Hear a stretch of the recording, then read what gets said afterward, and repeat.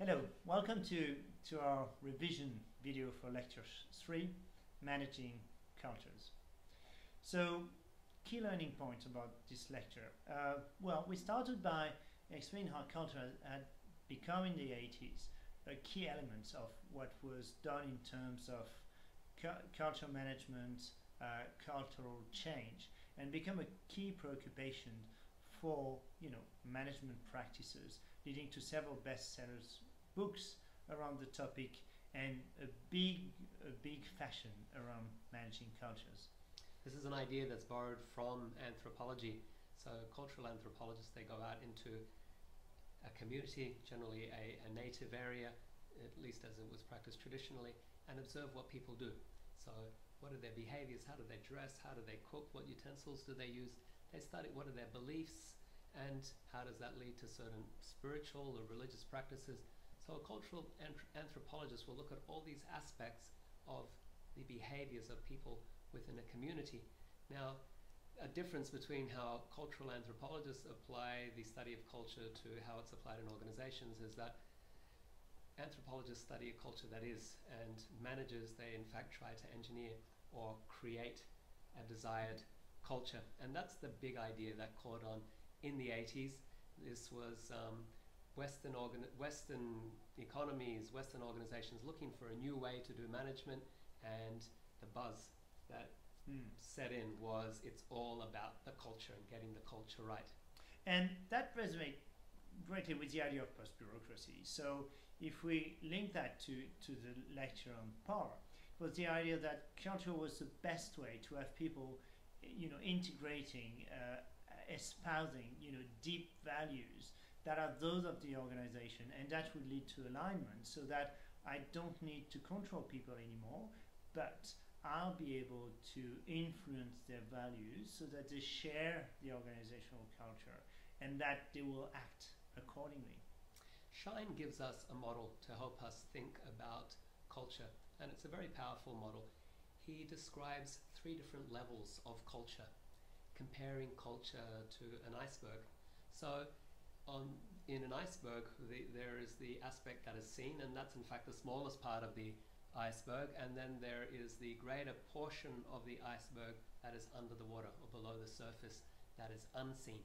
And so within the context of culture then, we have 3 levels. The first level is artifacts, that this is what is seen, and this will be the organization's logos and corporate colors, their stationery, and so all of these very observable and very apparent aspects of the organizational culture. Then a second level would be espoused values.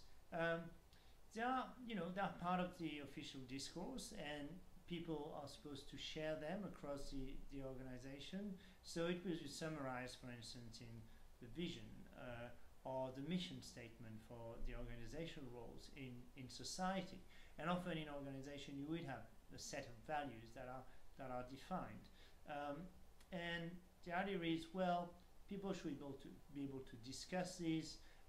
They should be able to relate or not to these values, and hopefully from a managerial perspective they will embrace the values that are set by the organization, and that will find an echo in their own individual values. Shine then pointed out a 3rd level, and that is the deeply held assumptions. So we can espouse certain values, we can have our mission statement, vision statement, we can have it on the wall or on our website, but do we actually, what are the values that we actually hold true? What do we actually believe? And this is where we often find a disconnect between what is said and what is actually felt. And Shine would emphasize that it's these deeply held assumptions that actually make the core of organizational culture. Why is anything organized in a certain way? A table, a chair, a building. But think about the fabulous cathedrals in Europe. Why are they built? There are certain assumptions about life, the universe, what happens after death, and so on. And so it is these assumptions then that are behind or foundational to these great structures. And so the same applies in organizations. It is the assumptions actually that will direct the behaviors regardless of the types of artifacts, logos, and so on, and espoused values that you may have. So, displaying a certain discourse will certainly not be enough to have this promise of, you know, has been promised by management of culture. If you have a disconnect with the basic assumption, it certainly won't work. And so in order to understand that a little bit better, we looked at different perspectives around culture, and there are three perspectives. The first one is the integrationist perspective, and it would correspond to a little bit a naive approach to culture management, which is that, you know, in an organization we should be aiming at having a fully integrated culture where everybody shares not only espoused values but also basic assumptions. And seminal studies in that area have been proven wrong regularly. One of the key researchers on culture, on national culture at that level, was Hofstede. One of these cultures was Yugoslavia, before Yugoslavia broke up, and we realized that, you know, Serbian and Bosniak and Croatians were very, very different people, to the point where they, you know, start killing each other. So the integrationist perspective, if you take it literally, obviously doesn't capture the reality of the differences that would exist in any organization. It can be useful to underline that there could be common elements, but certainly not to capture the complexity of an organization. So rather than trying to employ an integrationist perspective that is a strong organizational culture where everyone thinks the same way, does the same way, is the same, it's actually much more natural and healthy to adopt a differentiation perspective. This is one that respects and even encourages differences. So acknowledge the differences that are naturally there. It is in any social group you're going to find key subgroups. So even in a room such as the lecture hall where we had our MPO lectures, we could find subgroups even just between gender. So there were men, there were women. Yes, we share much in common, but we also have differences between us. We will have differences of age, we'll have differences of nationality, spiritual beliefs, and so on and so forth, our interests and hobbies.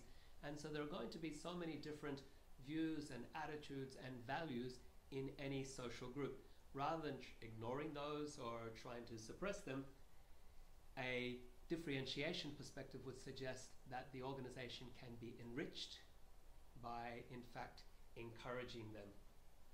And so embracing the differences and accepting them doesn't mean there are not common elements. There could be common elements, but we understand that there will be subcultures and differences. Now the third perspective is much more radical, and that's the fragmentation perspective. Again, it also underlines one of the important aspects in organization, is that within any group, within any subgroup in an organization, each of us will be different, and our own identity will relate to basic assumptions and values in a very specific way. And that's a result of our own history, of the education we have received, of the communities we come with, of the organizations and people we have been interacting with. So what the fragmentation perspective underlines is that none of us actually have exactly the same culture, that we might share some elements, but we are all different. So to summarize these three perspectives then, you have two, I guess, radical views on the sides. The integrationist perspective, which emphasizes everyone being the same, and the fragmentation perspective, some are emphasizing everyone's difference. And then in the middle, this differentiation perspective, which recognizes the sameness and the difference simultaneously. Oneness and a difference. And then the question is, what do we do with that when we start to look into, you know, what do we do with culture as management? So it's not as simple as, you know, there's one common culture and that's what we should be aiming for. It will never be that. We know that from differentiation and fragmentation. By the same token, we like to have some common points. Well, some organizations, and we saw the case of Enron, actually try to achieve as much as they can an integrated culture from an integrationist perspective, and so they try to develop the strongest culture. How do you do that? Well, you can't only do that by, displaying espoused values. You do that through all your processes. A key one being selecting the people who are already pre-socialized. So you choose people who have basic assumptions that will fit with your culture, and you reinforce this strong dominant culture in the organizations. So if one person comes with different perspective, you reinforce the one that is a good fit with the organization, and that you end up having an organization that's like a cult that is very converging. Part of this then is the relationship with soft domination. So if you socialize people into this very strong dominant culture, then they will have to adapt and conform to this dominant culture, dominant values. And so in the case of Enron, you had people coming in from very, very good universities, normal adjusted average people coming, well, actually very high performing people coming from the top universities in the US, but then coming into this very corrupt culture in Enron and themselves becoming very corrupted in their values and caught up in all kinds of unethical practices as part of their work at this organization.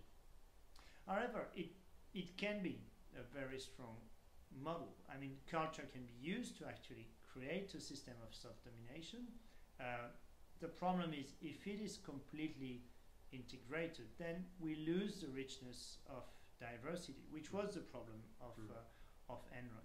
So while culture can be very useful for managers to create a common ground, it's important that they still keep in mind the necessity to have some diversity to bring new ideas in. And so there are a few debates that we covered during the lecture. The first one is, can we change culture? So if we look at Shine's model, then we'll find those three levels of culture. And is it possible to change the artifacts?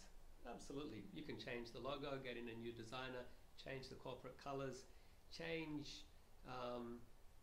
some of the different products that you have, how they're shaped and colored and so on and so forth. That's easy. It's going to be expensive, but it can be done, and organizations regularly engage in such initiatives. Now, espoused values is something, again, you can change your discourse. Now the question is, when you start touching to that, and it's not only a rebadging, when you want to actually change the direction of the organization by using culture as a leverage, then you need to take into account the basic assumptions, which mean that what can probably be done is to reinforce some common base that's existing.